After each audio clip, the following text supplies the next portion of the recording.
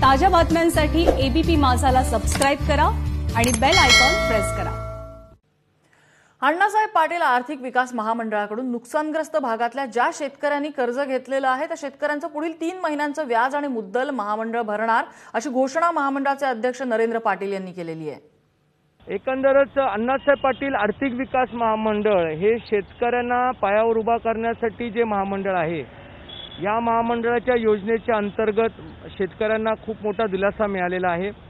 परतीच्या पावसामुळे शेतकी पूर्वक जे व्यवसाय आहेत अशा व्यवसाय अडचणीमध्ये आलेला आहे आणि म्हणून एकंदरच ज्या वेळेला तालुका स्तरावरच्या सगळ्या पाहण्या पूर्ण होतील त्यावेळेला आम्ही महामंडळाच्या वतीनं 2 किंवा 3 त्यांना जे हप्ते आहेत ज्याच्यात व्याज आणि मुद्दल असे त्यांचे इन्स्टॉलमेंट आहे हे आम्ही स्वतः महामंडळामधूनच्या माध्यमातून त्या शेतकऱ्यांना आमच्या लाभार्थ्यांना त्यांच्या खात्यावर जमा करू आणि या संदर्भामध्ये राज्याच्या मुख्यमंत्र्यांशीही आम्ही चर्चा करणार आहोत।